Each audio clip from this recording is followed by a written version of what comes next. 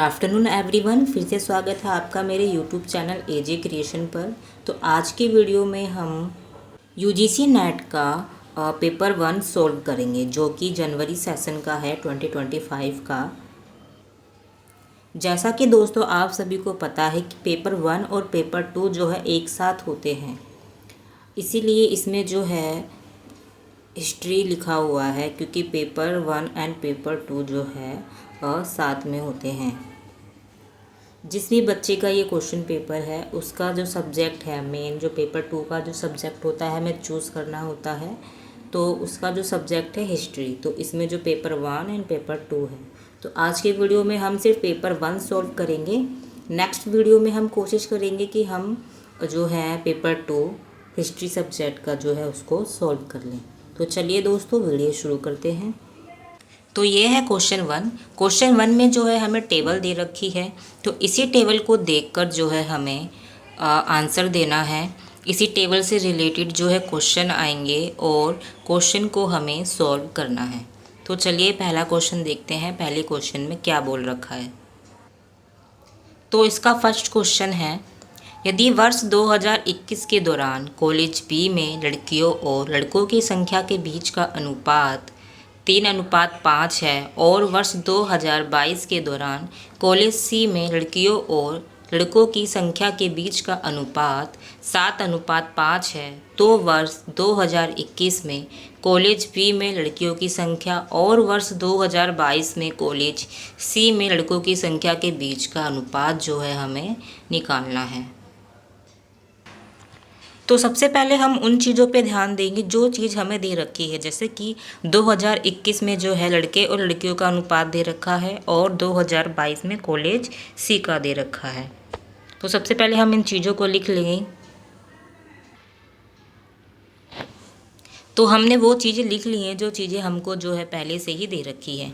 तो जो आगे वाला अनुपात है वो लड़कियों का है और जो पीछे वाला अनुपात है वो लड़कों का है।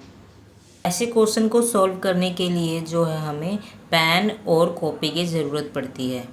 तो मैं जो है पेन और कॉपी पे ही इसको सॉल्व करके दिखाऊंगी कि ये क्वेश्चन कैसे होगा। तो आप लोग बैकग्राउंड को नोटिस ना करें, आप सिर्फ फोकस करें कि इस क्वेश्चन को जो है कैसे सॉल्व किया जाएगा, क्योंकि ये क्वेश्चन बिना पेन और कॉपी के नहीं हो सकता। तो यहाँ पर हमने टेबल बना ली है और हमने जो दे रखा था, तो हमें दे रखा था 2021 में बी कॉलेज का अनुपात और 2022 में सी कॉलेज का अनुपात दे रखा था। ये पहला वाला अनुपात जो है गर्ल्स का है और जो बाद वाला अनुपात जो है वो बॉयज का है। तो अब हमें निकालना गया है। क्वेश्चन में बोला है कि हमें 2021 में बी, 2022 में सी कॉलेज की लड़कियों और लड़कों की संख्या का जो है अनुपात निकालना है। संख्या का अनुपात निकालना है। तो सबसे पहले हम निकालेंगे 2021 के बी कॉलेज की लड़कियों की संख्या का अनुपात निकालेंगे, ठीक है।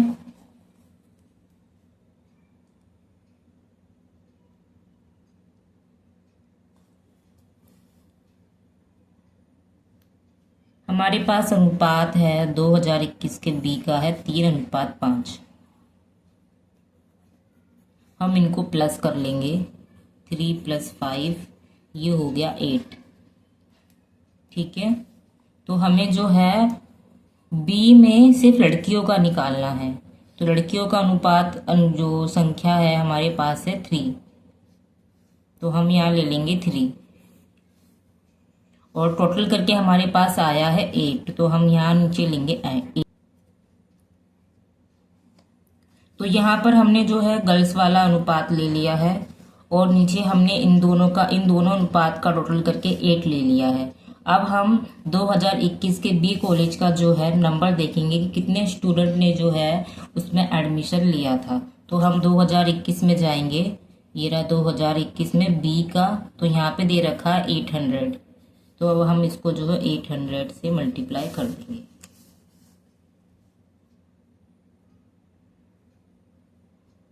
तो इसको कट कर देंगे, 8 × 1 = 8, 1 ये 100 आ गया, 100 आ गया और इसको 3 से मल्टीप्लाई कर देंगे तो इसका आ जाएगा 300। तो हमारे पास जो है अभी लड़कियों की संख्या जो है 300 आ चुकी है। ठीक है, हमें टोटल जो है 800 दे रखा था। 800 हमारे पास जो है स्टूडेंट थे, तो हमारे पास लड़कियों की संख्या है 300। तो ये अभी हमने सिर्फ 2021 का निकाला है, 2021 के बी का। अब हम निकालेंगे 2022 का सी का निकालेंगे। लड़कियों की संख्या हमने निकाल ली है 2021 के कॉलेज बी की। अब हमें 2022 के सी कॉलेज में जो है लड़कों की संख्या निकालनी है, तब जाके हमें इनका अनुपात मिलेगा। तो हमारे पास जो है ऐसे ही सेम प्रोसेस हमें करना है। 7:5 हमें दे रखा है यहाँ पर, इसको प्लस कर देंगे 7 + 5।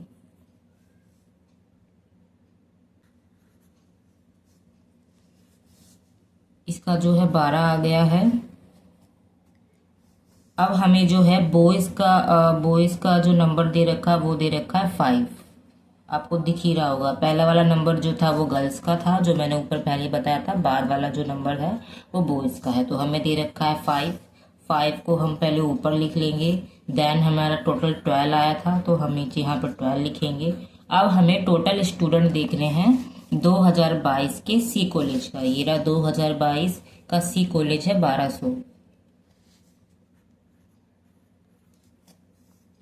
12 × 12, 12 × 12, यहाँ पे भी 100 आ गया है, तो इसका आ चुका है 500। तो हमें जो है 2021-2022 की लड़कियों की संख्या और लड़कों की संख्या मिल चुकी है। तो गर्ल्स की संख्या क्या है 300 एंड बॉयज की संख्या जो है वो है 500। अब हम इसको जो है पूरा का पूरा जो है 5 से कट कर देंगे। 5 × 30 एंड 5 × 5, ये 2 से कट हो जाएगा। 2 × 6 = 12, 2 × 10 = 20 एंड ये कट हो जाएगा 2 से 2, 3 × 6, 2, 5 × 10। तो इसका अनुपात आ चुका है हमारे पास 3:5। तो इसका आंसर है 3:5।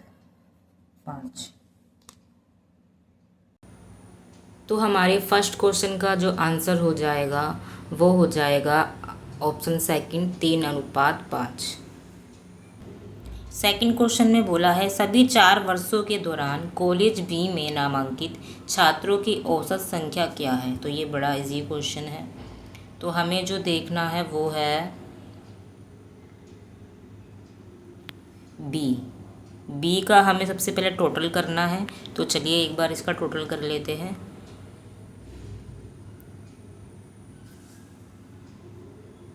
तो हम इसका टोटल करेंगे तो हमारे पास जो आंसर आता है वो है 3400।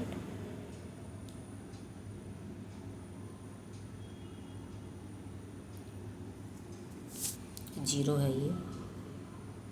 तो हमारे पास जो है बी के सारे कॉलेज को जोड़ने के बाद, सारे वर्षों को जोड़ने के बाद जो है हमारे पास जो है 3400 आता है। तो हमारे पास टोटल जो है 4 ईयर है, तो हम इनको 4 से मल्टीप्लाई कर देंगे। 1 2 3 4, 20 21 22 23। तो अब इसको हम जो है इसको डिवाइड कर देंगे। तो चलिए इसको डिवाइड करते हैं। 4 × 1 = 4, 4 × 8 = 32, 2 कैरी गया तो ये हो गया 4 × 5 = 20 एंड लास्ट में बचा 0। तो इसका आंसर हमारे पास आ जाता है 850। तो ऑप्शन में जो है 850 दे रखा है, पहला ही ऑप्शन। तो हमारा जो है पहला ऑप्शन बिल्कुल ठीक है। तो ये रहा हमारा पहला ऑप्शन 850।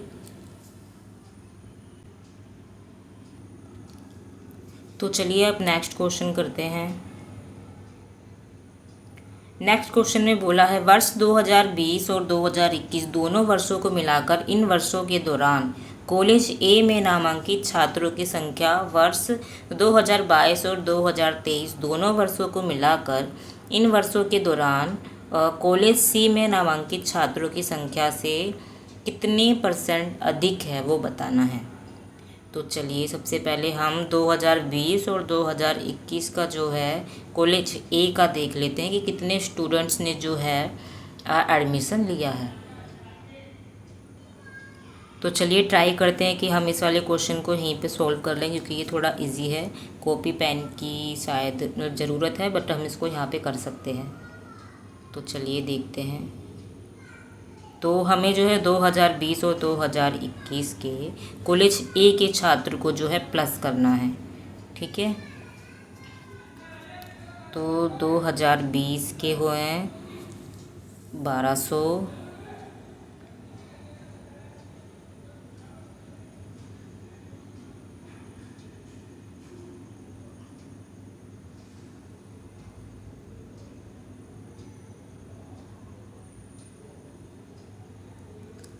प्लस 2021 का 1100।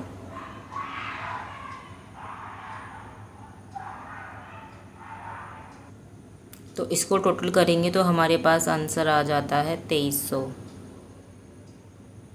तो ये हमारे पास जो है कॉलेज ए का आ चुका है 2020 और 2021 का।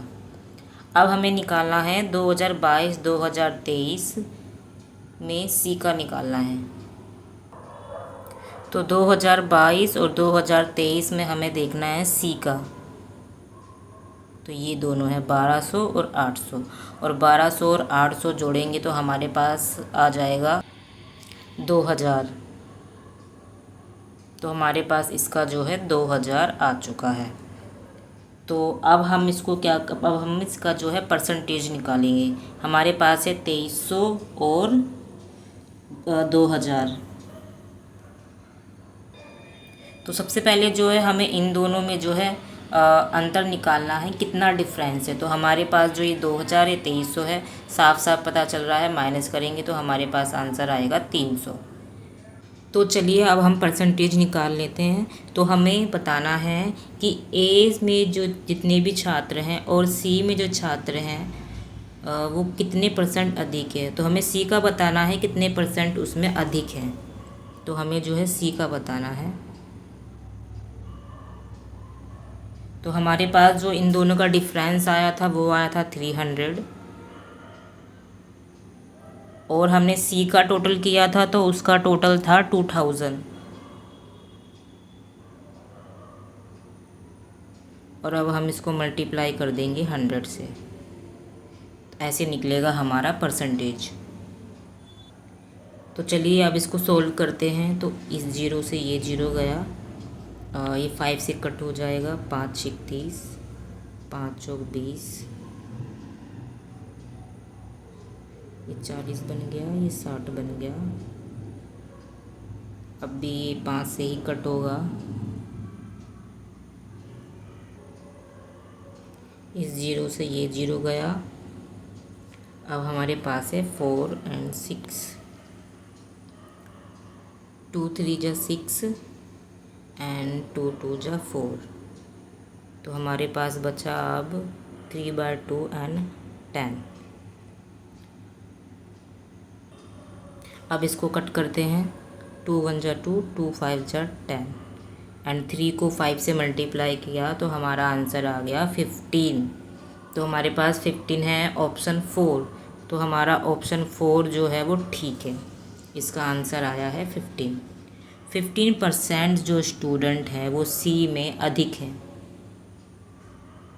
तो चलिए नेक्स्ट क्वेश्चन करते हैं, इसको एक बार पढ़ लेते हैं पहले। वर्ष 2021 में कॉलेज बी में यदि 20% छात्र बीएससी में नामांकित किए गए थे, 30% छात्र बीकॉम में नामांकित किए गए थे तथा शेष छात्र बीएससी में नामांकित किए गए थे, तो बीएससीए और बीएससी में नामांकित छात्रों की संख्या में कितना अंतर है। तो हमें बीएससी और बीसीए और बीएससी में जो है छात्रों की संख्या का जो है अंतर निकालना है।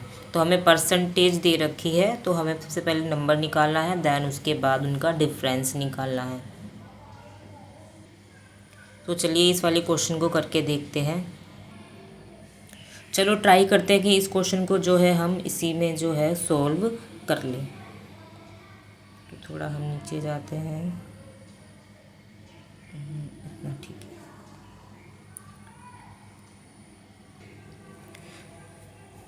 तो सबसे पहले हम वर्ष 2021 का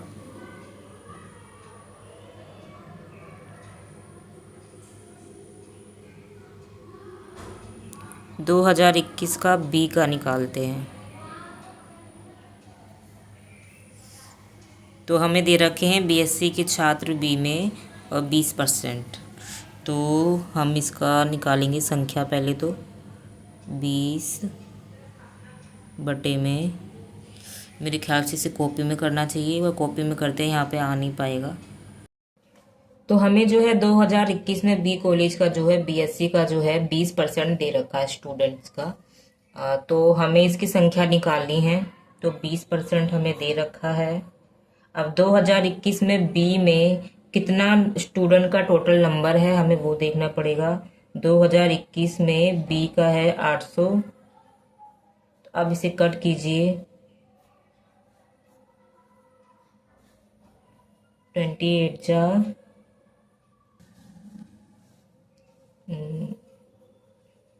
28 जा हमारा आ जाएगा 160। तो हमारे पास जो है बीएससी का नंबर निकल चुका है, वो है 160। अब हम निकालेंगे बीकॉम का। हम बीकॉम का भी नंबर निकालना है, तब जाके हमारे पास जो है डिफरेंस निकलेगा। तो बीकॉम के हमारे पास जो है 30% छात्र दे रखे हैं। अब हमें इसका जो है संख्या निकालनी है 30। सेम प्रोसेस ऊपर वाला, 2021 में 800 ही है।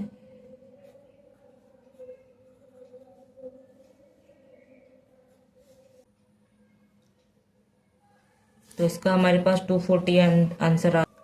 तो हमारे पास बीएससी का निकल गया, बीकॉम का निकल गया। अब हम निकालेंगे बीए का। तो बीए का निकालने के लिए हम 800 में से माइनस करेंगे 160 प्लस 240, ये 800, इन दोनों को जोड़ने पर आता है हमारा 400। ये आ गया 400। तो बीए के स्टूडेंट हमारे पास 400 है, बीकॉम के स्टूडेंट हमारे पास 240 हैं और बीएससी के स्टूडेंट हमारे पास है 160। तो हमारे पास जो है तीनों के जो है स्टूडेंट की संख्या आ चुकी है।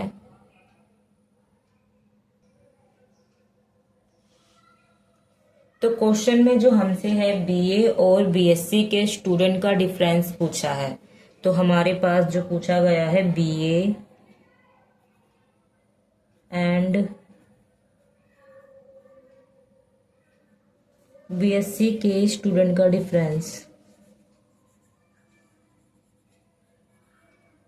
तो बीए के स्टूडेंट है हमारे पास 400 और बीएससी के स्टूडेंट है हमारे पास 160। 400 में से 160 को घटाया तो हमारे पास आंसर आ जाता है 240। तो इसका आंसर है 240। ऑप्शन में देखते हैं 240 कौन सा है। 240 है हमारा फोर्थ ऑप्शन, ऑप्शन 4, 240। तो हमारा 240 जो आंसर है वो सही है। तो ये था क्वेश्चन नंबर 4। अब करेंगे हम क्वेश्चन नंबर 5। क्वेश्चन नंबर 5 में बोला गया है सभी कॉलेजों को साथ लेने पर वर्ष 2021 में नामांकित छात्रों की कुल संख्या वर्ष 2023 में नामांकित छात्रों की कुल संख्या से कितना अधिक है। तो इसमें बताना है कि 2020 और 2023 में संख्या में कुल कितना अंतर है। तो ये हमें ऐसे ही पता चल जाएगा। तो हम चलते हैं 2020 में। ये रहा 2020, हमें जो है सबसे पहले 2020 का टोटल करना है, उसके बाद हमें टोटल करना है 2023 वाले का। 2020 का टोटल करेंगे तो हमारे पास 1200, 900, 1000, 700, तो इसका आंसर इसका टोटल करने पे आता है हमारा 3800।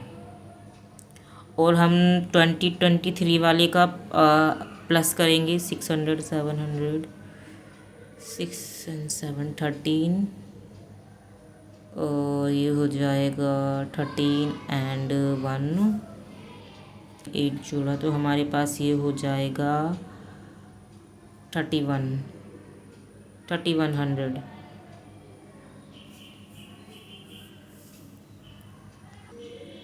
तो इन दोनों में डिफरेंस है वो है 700 का। तो हमें संख्या का बताना है। First option 500, 900, 300। फोर्थ ऑप्शन देखते हैं क्या है। तो फोर्थ ऑप्शन जो है हमें दे रखा है 700, तो हमारा जो है फोर्थ ऑप्शन ठीक है।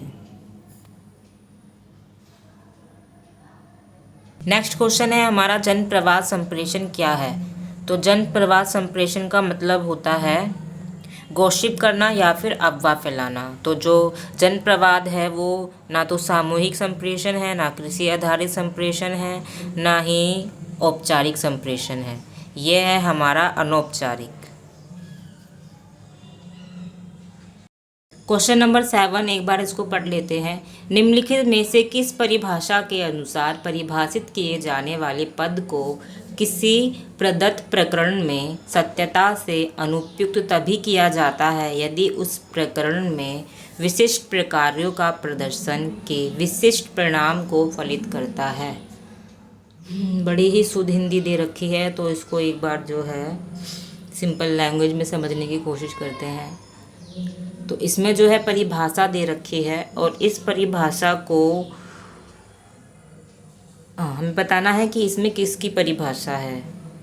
ऑप्शन में है पर्यावाचक परिभाषा, प्रचलनात्मक, प्रत्यक्ष, अर्ध प्रत्यक्ष। पर्यावाचक और अर्ध प्रत्यक्ष तो शायद यहाँ पे नहीं होगा, पहला ऑप्शन नहीं होगा और ये चौथा नहीं होगा, तो हमें दूसरा और तीसरे ऑप्शन में से देखना पड़ेगा। हमारा दूसरा ऑप्शन भी नहीं होगा, हमारा आंसर हो जाएगा इसमें तीसरा। तो जो है ये तीसरे को परिभाषित करता है, प्रत्यक्ष परिभाषा। चलिए नेक्स्ट क्वेश्चन करते हैं। निम्नलिखित में से कौन से मृदा प्रकार केंचुओं के क्रियाकलाप में सहायता कर। हमें ऐसे मृदा के प्रकार बताने हैं जिनमें जो है केंचुए रहते हैं या फिर केंचुए जो है अपना विकास या क्रियाकलाप करते हैं। तो केंचुए जो हैं वो लोमी मृदा में रहते हैं, ग्लेड में रहते हैं और रैंडजीना में रहते हैं। ऑप्शन डी हमारा गलत है, तो ऑप्शन डी में नहीं रहते, तो हमारा ऑप्शन कौन सा हो जाएगा, हमारा हो जाएगा 1, ए बी सी। लोमी मृदा में रहते हैं, ग्लेड मृदा में रहते हैं और रैंडजीना मृदा में रहते हैं। ऑप्शन 1। नेक्स्ट क्वेश्चन, जनसंचार से संबंधित इन घटनाओं को सही क्रम में व्यवस्थित करना है। हमको जो है सही क्रम में लगाना है इनको। सबसे पहले क्या आया था, फिर उसके बाद क्या। तो सबसे पहले आया था हमारा समाचार पत्र, नंबरिंग कर लेते हैं हम साथ साथ में। तो सबसे पहले आया था समाचार पत्र, उसके बाद आया था हमारा रेडियो,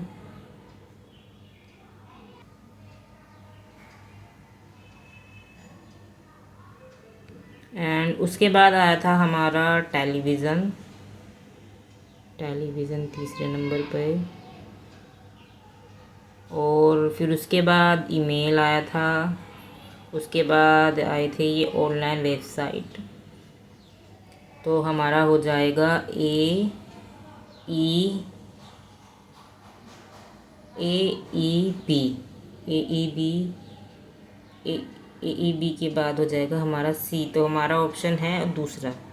तो इसमें हम जो है हमारा दूसरा ऑप्शन सही है, AEBCD।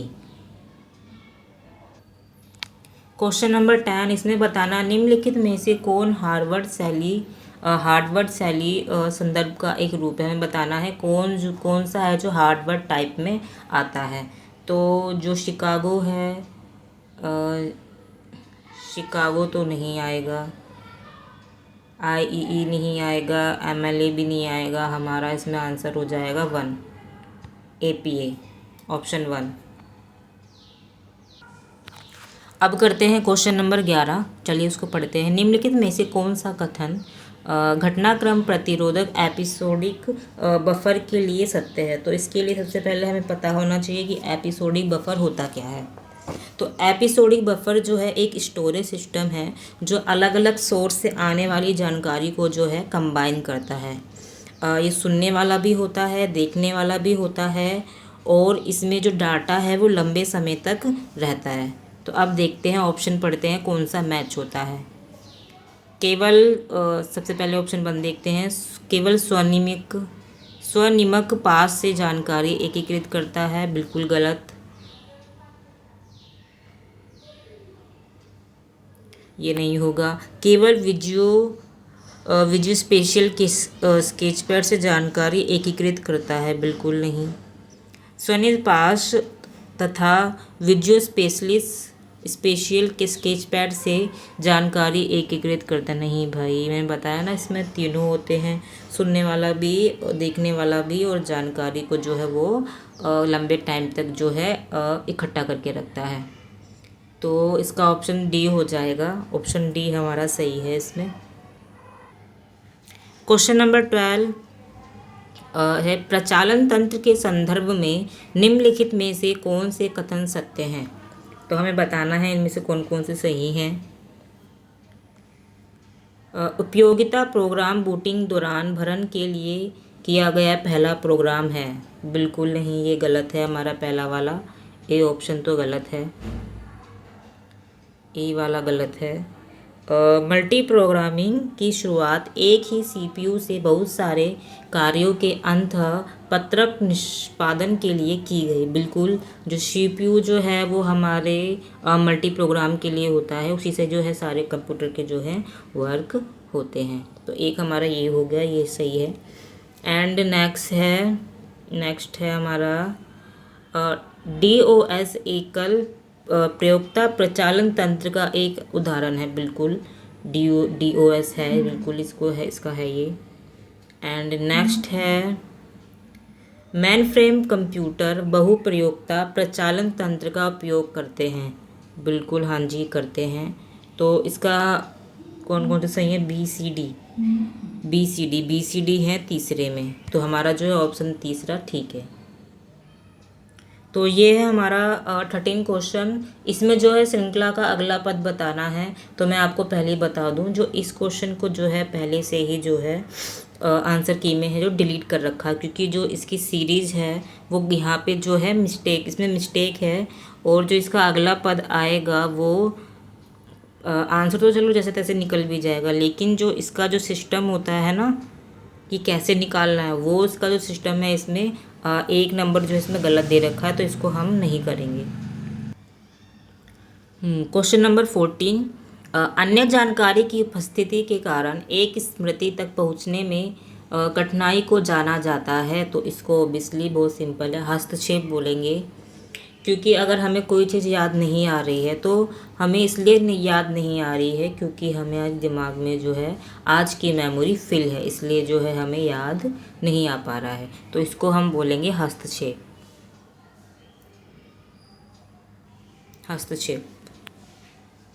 ऑप्शन 2।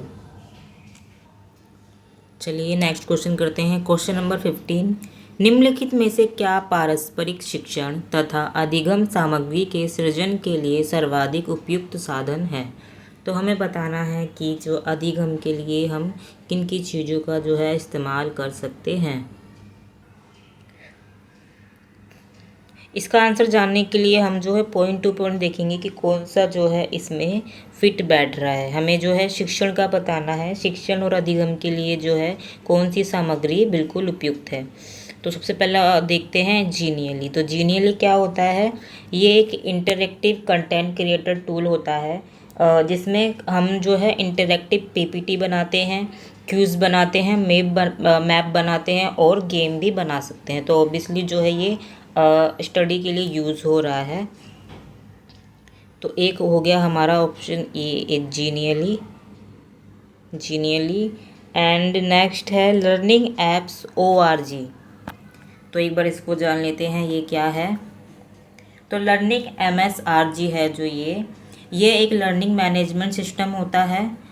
इसमें ऑनलाइन कोर्स को कैसे मैनेज करते हैं, उसे कैसे यूज़ किया जाता है, इसमें जो है कंटेंट अपलोड होता है और जो असिस्मेंट होते हैं वो अपलोड होते हैं और मॉनिटरिंग भी होती है। तो ऑब्वियसली स्टडी के लिए ये भी यूज़ होता है बी। एंड नेक्स्ट देखते हैं इंटरेक्टिव।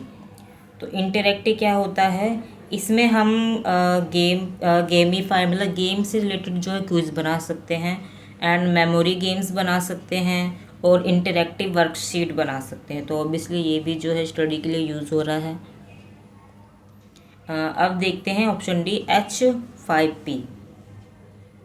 तो ये भी जो है काफ़ी सारी वीडियोस बनाने के लिए यूज़ होता है, जैसे कि हम पढ़ाने के लिए वीडियोस बनाते हैं वो। एंड इसमें हम फिल इन द ब्लैंक्स जो बनाते हैं वो भी, प्रेजेंटेशन, फ्लैश कार्ड्स। तो ऑब्वियसली ये भी जो है हमारा स्टडी के लिए यूज़ हो रहा है, ऑप्शन डी। है हमारा एडुकाप्ले। तो एडुकाप्ले भी एक लर्निंग प्लेटफॉर्म है जिसमें ऑनलाइन क्लासेस होती हैं, लाइव क्लासेस होती हैं और टेस्ट सीरीज़ भी होती हैं। तो हमारा भी जो है ठीक है। तो एक तरह से देखा जाए सारे ठीक है, तो सारे ऑप्शन किस में हैं, ABCD ऑप्शन 4। तो हमारा ऑप्शन 4 जो है बिल्कुल ठीक है। क्वेश्चन नंबर 16, इसको जो है कालक्रम के अनुसार लगाना है, क्रम के अनुसार लगाना है। तो चलो एक बार एक एक करके सभी को देखते हैं। तो सबसे पहले हम देखेंगे माध्यमिक शिक्षा आयोग। तो माध्यमिक शिक्षा आयोग हमारा आया था 1952 में।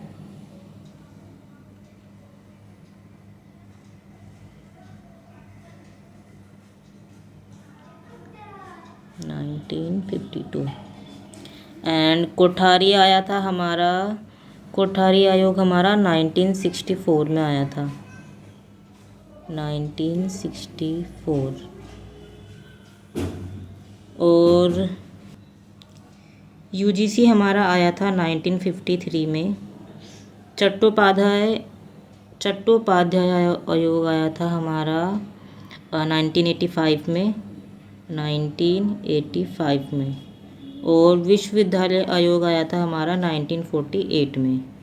तो अब हम देखते हैं इसके हिसाब से। तो सबसे पहले आ जाएगा एंड उसके बाद आएगा EAC, B और D। तो हमारा हो गया EACPD। तो देखते हैं ऑप्शन में ये है या नहीं। तो ये रहा हमारा ऑप्शन 3 EACBD, ऑप्शन 3 हमारा ठीक है। क्वेश्चन नंबर 17, वीडियो कॉन्फ्रेंस के लाभ बताने हैं। ऑप्शन थोड़े अटपटे से हैं लेकिन फिर भी हमको करने पड़ेंगे। तो चलिए ऑप्शन पढ़ते हैं। बढ़ती हुई उत्पादकता, ये भी हो सकता है, बढ़ती हुई उत्पादकता। हरित प्रक्रिया, हाँ ये भी हो सकता है। व्यक्तिगत संपर्क का अभाव तो कैसे हो सकता है भाई, वीडियो कॉन्फ्रेंस तो हम किसी से भी बात कर सकते हैं ना, तो उसमें अभाव तो बिल्कुल भी नहीं होगा, तो सी गलत है। हमेशा ऑडियो और वीडियो की स्पष्टता, जी नहीं, बिल्कुल ऐसा नहीं है। कभी कभी नेटवर्क इशू होता है तो वॉइस कट जाती है एंड वीडियो भी कट होने लगती है। तो इसमें हमारा ए और बी ठीक है और सी और डी गलत है। तो देखते हैं ऑप्शन में ये वाला ऑप्शन है ए बी की नहीं। तो ये रहा हमारा ऑप्शन 4 ए और बी। क्वेश्चन नंबर 18, चलो इसको पढ़ते हैं। एक दुकानदार ने जो है 50 रुपये किलो की दर से जो है 10 किलो बासमती राइस खरीदे हैं और 20 रुपये किलो की दर से जो है 15 किलो सिंपल राइस खरीदे हैं, साधारण राइस। तो उसने इन दोनों किस्मों को चावलों में मिला दिया और इसे 25% लाभ प्राप्त करने के लिए उसे क्या कर दिया, बेच दिया। तो अब हमें जो है इसका विक्रय मूल्य निकालना है कि 1 किलो कितने का होगा। चलो इसको करके देखते हैं। तो क्वेश्चन नंबर 18 में हमारा बासमती चावल जो है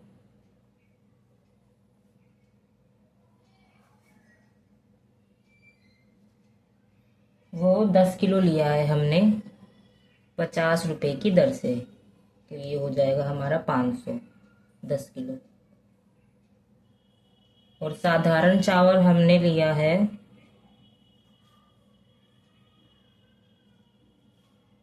15 किलो जो कि 20 रुपये की दर से। तो ये हमारा हो जाएगा 300। तो 500 प्लस 300 हमारा हो गया 800। बासमती चावल 10 किलो था और सिंपल चावल जो था वो 15 किलो था। तो ये हो गया टोटल 25 किलो। तो अब हमारे पास जो है 25 किलो चावल जो है टोटल वो कितने के हैं, 800 रुपये के हैं। तो हमें 1 kg का निकालना है कि अगर 25 किलो चावल 800 के हैं तो 1 किलो कितने के होंगे। तो इसके लिए हम क्या करेंगे, डिवाइड कर देंगे। 800 को 25 से डिवाइड कर देंगे। 5 से कट जाएगा ये पूरा पूरा।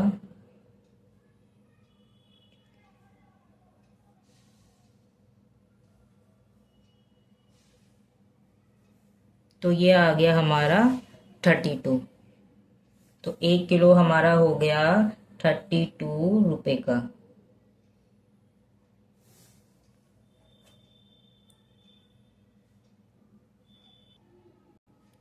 तो जैसा कि हमें बताया गया है क्वेश्चन में कि 25% लाभ कमाने के लिए उसने जो है चावल को मिक्स करके बेचा।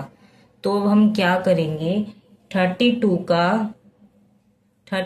का 25% निकालेंगे। तो इसके लिए 25 बटे में हो जाएगा हमारा 100 एंड मल्टीप्लाई 32। तो 2 2 5 जो 10, 2 1 जो 2, 2 6 जो 12,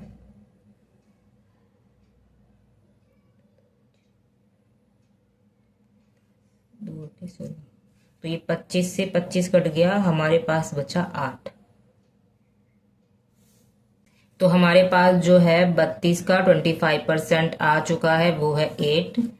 तो अब हमें जो है ये 8 जो है हम किस में जोड़ देंगे, 32 में जोड़ देंगे। तो हमारे पास जो है पर केजी का आंसर आ जाएगा।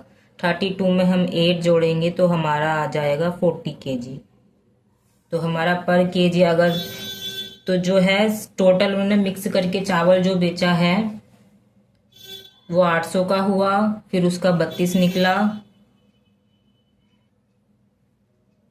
तो जब उसने चावल को मिक्स करके बेचा तो 25% जो है उसका 8 हो गया और उसका जो हमने पर केजी निकाला तो हमारे पास 40 केजी आ गया।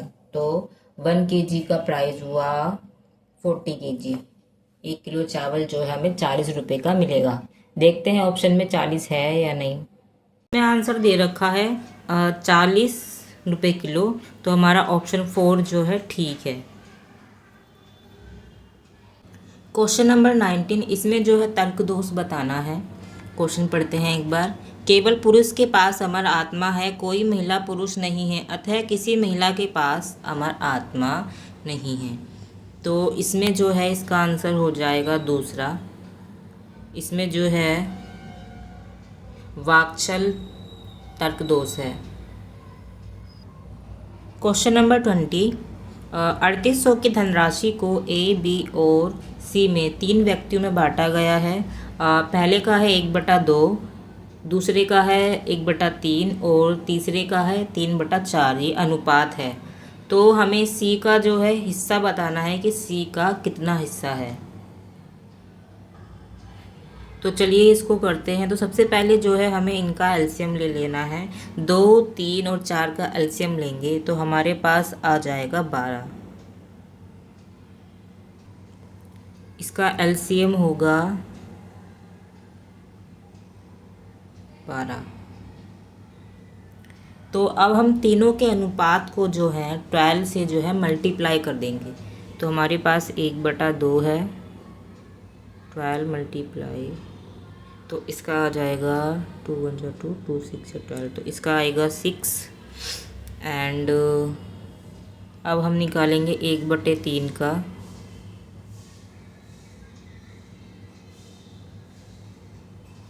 इसका आ जाएगा 4।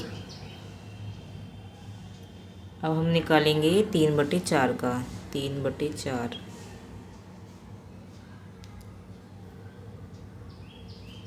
4 यहाँ कर लेते हैं 3/4। इसका आ जाएगा 9। तो हमारे पास जो है तीनों का मल्टीप्लाई करने पर आंसर आ चुका है 6, 4 और 9। अब हमारे पास आ चुका है 1 मिनट। तो ए का हमारे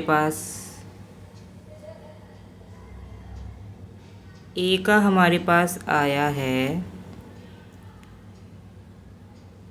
6, बी का आया है 4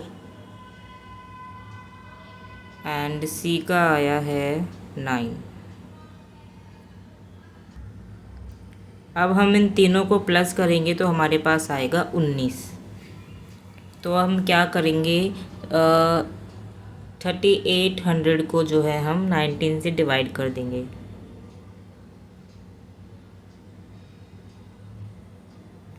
19 1 जा 19, 19 2 जा 38। तो इसका आंसर हो जाएगा 200। अब हम 200, तो हमने किसका पूछा गया, हमें पूछा गया है सी का हिस्सा। तो सी का हिस्सा कितना निकला था एलसीएम में, तो मल्टीप्लाई करने पे हमारा आया था 9। तो अब हम क्या करेंगे, जो 9 को 200 से मल्टीप्लाई कर देंगे तो हमारा आ जाएगा 1800। तो हमारा 4 ऑप्शन सही है। 1800 हमारा जो है इसका आंसर आया है। Question number 21। इसमें जो है सुरक्षा जोखिम बताना, अच्छा सुरक्षा जोखिम नहीं है वो बताना है। तो सबसे पहला है हैकिंग। तो हैकिंग क्या होता है, किसी कंप्यूटर या सिस्टम में बिना अनुमति के या फिर किसी भी बिना परमिशन के हम जानकारी निकाल लेते हैं तो उसको बोलते हैं हैकिंग। फायरवॉल क्या होता है, ये एक मेलवेयर होता है जो सिस्टम को इन्फेक्ट करके डेटा चोरी कर लेता है या फिर उसको डैमेज कर देता है। और फिशिंग क्या है, फिशिंग होता है ईमेल या नकली वेबसाइट के ज़रिए लोगों को धोखे से ओटीपी पूछ लेते हैं। जैसे कि आपको पता चलता है ना कि ओटीपी पूछा और फिर बैंक की खाली हो जाता है, अकाउंट खाली हो जाता है। तो ये उसको बोलते हैं फिशिंग। फार्मिंग क्या होता है, फार्मिंग सिस्टम के अंदर छुपा हुआ एक कोई रास्ता होता है जिससे कोई व्यक्ति बिना पता लगाए बार बार उसका क्या कर सकता है, एक्सेस ले सकता है, और इसे बैकडोर भी कहते हैं। तो देखा जाए तो इसका आंसर फायरवॉल होगा, ये नहीं होगा, दूसरा होगा हमारा आंसर।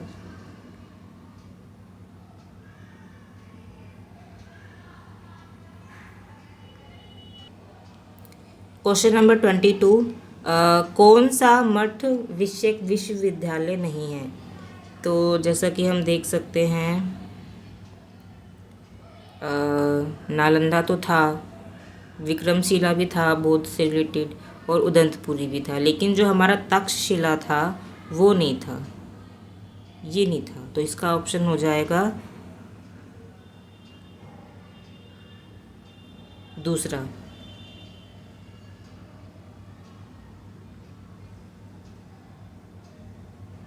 दूसरा इसका ऑप्शन है,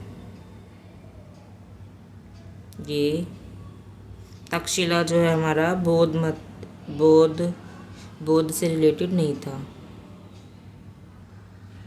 क्वेश्चन नंबर 23, निम्नलिखित में से क्या अर्थगत स्मृति को द्योतित नहीं करता है? तो सबसे पहले हम समझते हैं कि अर्थगत स्मृति क्या होता है। तो अर्थगत स्मृति का मतलब होता है सामान्य तथ्यों, अवधारणाओं या फिर ज्ञान का भंडार। तो इसमें देखते हैं कौन सा मैच होता है। यह व्यक्ति को उसके अतीत के साथ, ये तो बिल्कुल भी नहीं होगा भाई, ये वाला नहीं है। यह विश्व के विषय में छात्र का सामान्य ज्ञान है। हाँ, सामान्य ज्ञान की नॉलेज इसमें होती है बिल्कुल।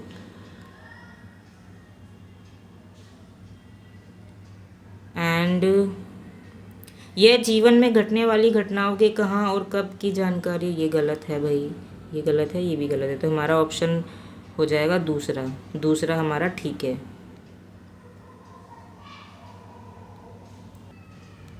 क्वेश्चन नंबर 24, व्यक्ति तथा समूह उत्तरदायित्व का घटक बताना है इसमें।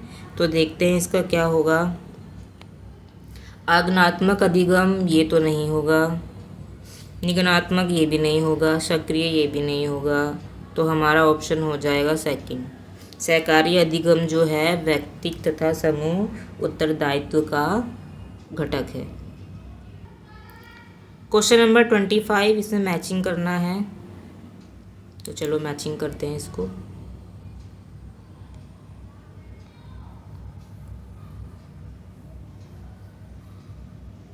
तो सीपीयू क्या करता है, ये जो है आदेश देता है, कमांड देता है, जिससे जो है कंप्यूटर के सारे वर्क होते हैं। तो ये हो जाएगा इससे मैचिंग, ए का थर्ड। मॉनिटर क्या होता है, जिसमें हम सारी चीज़ें देखते हैं। मॉनिटर दृश्य निर्गम को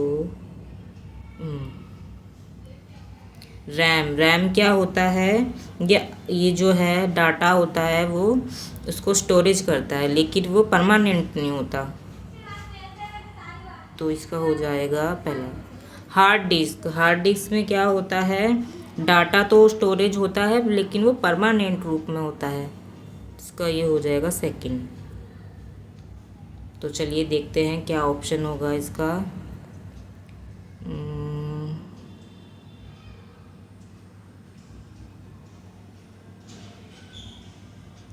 ए का थर्ड ऑप्शन में देख लेते हैं क्या मैचिंग हो रहा है।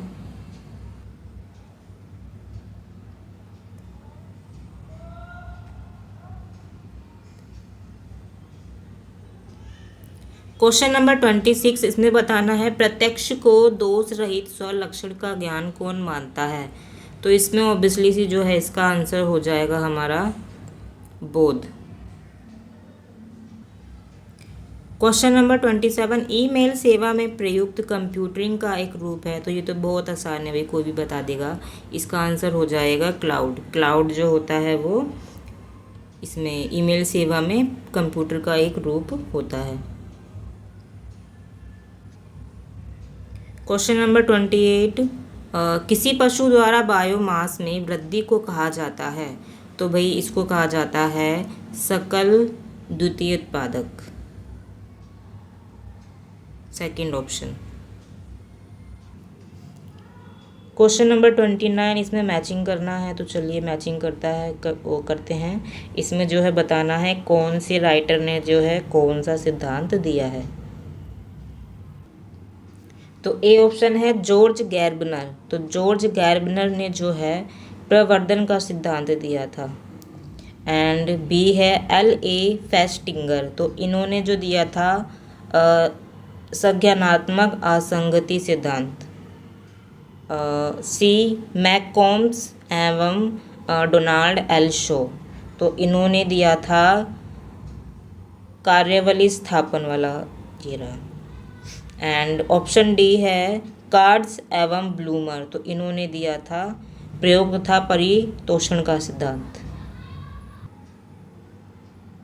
तो इसमें हमारा ऑप्शन हो जाएगा तीसरा ठीक है।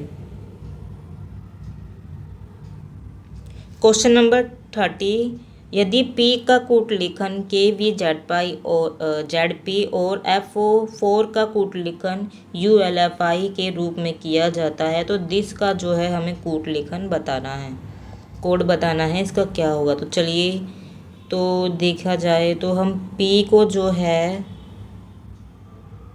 जब P का अपोजिट K होता है और E का अपोजिट हो जाता है V,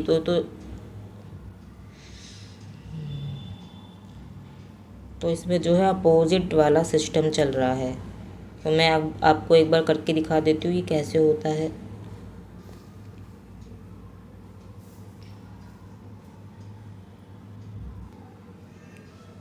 तो देखिए यहाँ पे जो है P का अपोजिट K है और E का अपोजिट जो है V है, E का अपोजिट V है।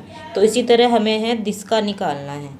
तो हमारे पास सबसे पहले है T का अपोजिट देखिए, T का अपोजिट हमारे पास है G और H का अपोजिट है हमारे पास S और I का अपोजिट है हमारे पास R और S का अपोजिट है हमारे पास H। तो हमारा आंसर हो जाएगा GSRH। तो दूसरा ऑप्शन जो है इसका ठीक है। क्वेश्चन नंबर 31, इसमें बताना है कि किसे वेद वैज्ञानिक प्राकल्पना माना जा सकता है। तो चलिए इसको करके देखते हैं। सबसे पहला है वयस्कों को अधिक पानी पीना चाहिए। देखो किसी भी उम्र के लोग हैं सभी को जो है पानी पीना चाहिए। तो ये तो गलत हो गया। दिन में 20 बादाम खाना दिल के रोग को खतरे, दिल का रोग होता है, दोबारा पढ़ते हैं एक बार। दिन में 20 बादाम खाना हृदय रोग के खतरे को कम करता है। हाँ, ये तो हमने सुना भी है और शायद कहीं ना कहीं पढ़ा भी है। ये हमारा ठीक है। एक बार नीचे वाले ऑप्शन भी पढ़ के देख लेते हैं। गाय को हरा चारा दिया जाना चाहिए।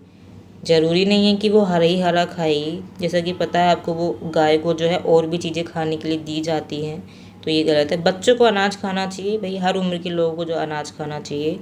तो हमारा ऑप्शन बी, ये एक मिनट, ऑप्शन हमारा दूसरा ठीक है। क्वेश्चन नंबर 32, इसमें जो है मैचिंग करनी है। तो चलिए मैचिंग करते हैं। तो देखते हैं, सबसे पहला है मिलिंद महाविद्यालय। तो मिलिंद महाविद्यालय जो है बी आर अम्बेडकर ने जो है इसके संस्थापक थे, उन्होंने इसकी स्थापना करवाई थी। एंड राजघाट बसंत स्कूल, तो ये जो है जिद्दू कृष्णमूर्ति ने किया था।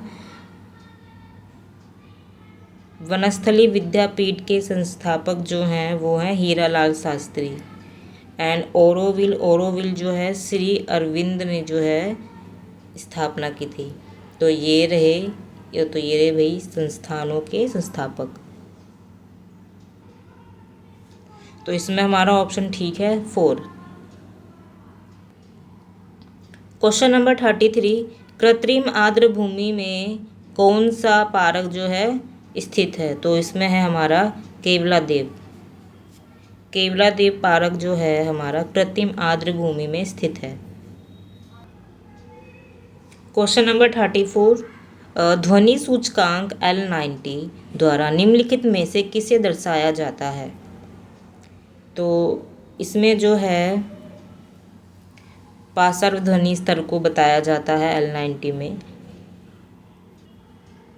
क्वेश्चन नंबर 35, यदि कोई शोधार्थी प्लेसेबो अभिविन्यास में यथास्थ कंट्रोल समूह के होने का निर्णय लेता है तो उसके पास कितने समूह होना चाहिए। तो तो भाई उसके पास टोटल होने चाहिए 3 समूह।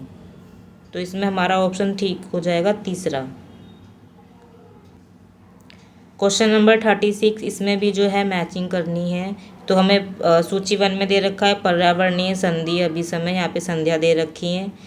और सूची 2 में हमें दे रखा है संबंधित क्षेत्र। तो चलिए मैचिंग करते हैं इसको। तो ऑप्शन ए है हमारा बोन अभिसमय। बोन अभिसमय से जो है हमारा प्रवासी प्रजाति संरक्षण संबंधित है। साइट्स साइट्स से जो है हमारा संकटग्रस्त प्रजातियों में व्यापार, ये हो जाएगा इसका ऑप्शन। और आरहस आरहस से जो हमारा है संधारणीय विकास। और नागोया अभिसमय से है हमारा जैव विविधता संबंधी अभिसमय। तो इसका ऑप्शन हो जाएगा सेकंड। क्वेश्चन नंबर 37 को डिलीट किया गया है, तो इसलिए हम क्वेश्चन नंबर 38 करेंगे। आकृति द्वितीय में आकार ए द्वितीय के संदर्भ में सही दावों की पहचान करनी है।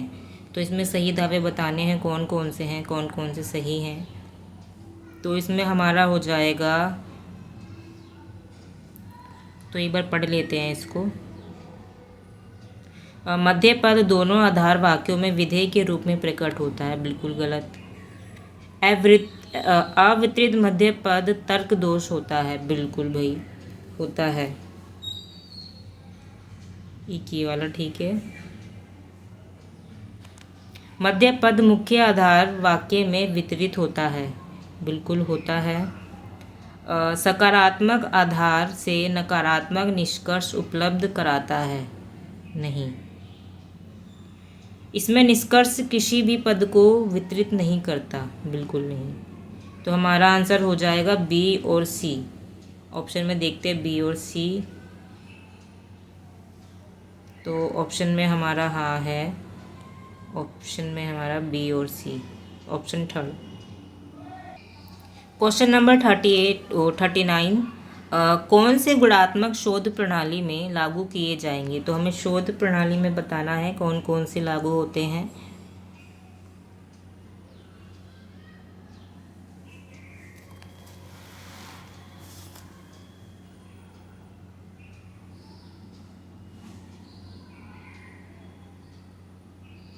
अनुभववाद, तो अनुभववाद तो बिल्कुल होता है। चरों के वर्णन पर बल, हाँ ये भी होता है। तर्कणावाद ये नहीं होता, तर्कणावाद नहीं होता भाई, ये होता है, ये होता है, ये नहीं होता। संरचना कठोर प्रणाली ये नहीं होता। हमारा ये होता है ए बी ई।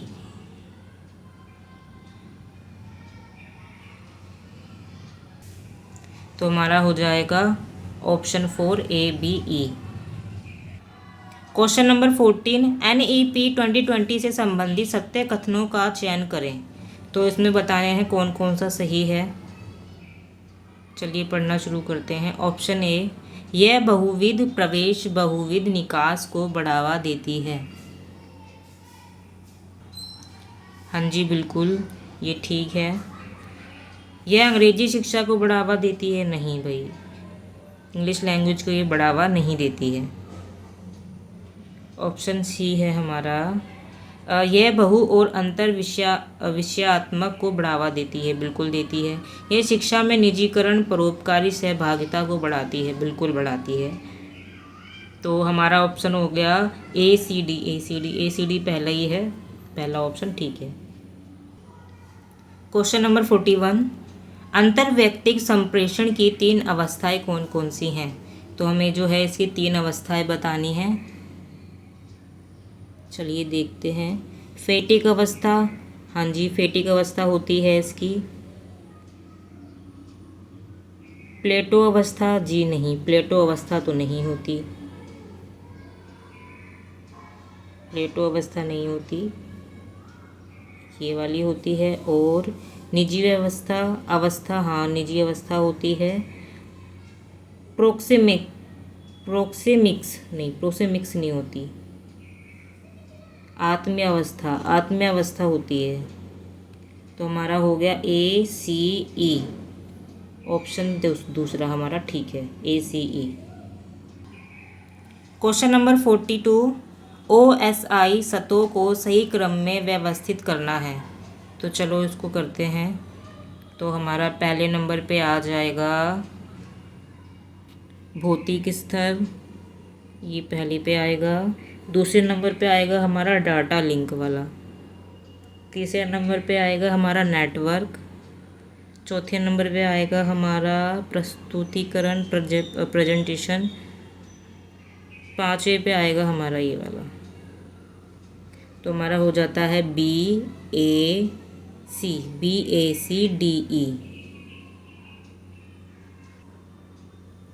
BACDE, तो हमारा ऑप्शन 4 ठीक है। क्वेश्चन नंबर 43, सभ्य विचार अनियमित मध्य पर तर्क दोष के बारे में जो है इनमें जो है चूज करना है कौन सा सही है। तो पहला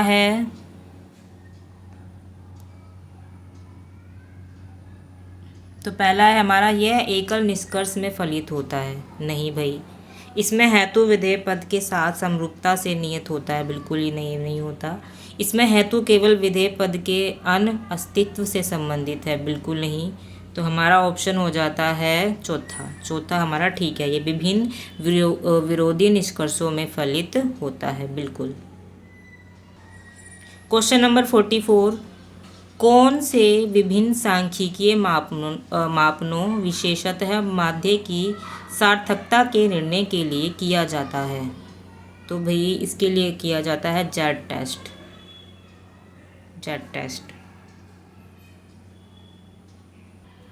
क्वेश्चन नंबर 45, 1834 की कुख्यात कार्यव्रत मिनट्स को किससे संबंधित किया जा सकता है या संबंध किया जा सकता है।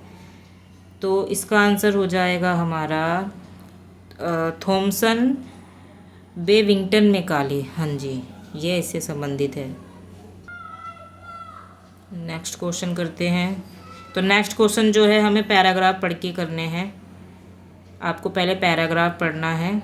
वैसे ये इम्पोर्टेंट नहीं होता क्योंकि पैराग्राफ जो है हर बार चेंज होके आता है, बट फिर भी हम इसको कर लेते हैं। अनुच्छेद में संस्कृत गद्य का वर्णन किस प्रकार किया गया है। तो इसका ऑप्शन है सहज और गरिमापूर्ण। नेक्स्ट क्वेश्चन है, अनुच्छेद के अनुसार 19वीं शताब्दी में सबसे महत्वपूर्ण साहित्यिक परिघटना क्या थी।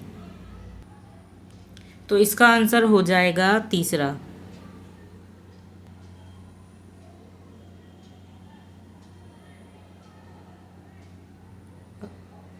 48, किसने सृजनात्मक कल्पनाशील की भावना के द्वार खोले थे।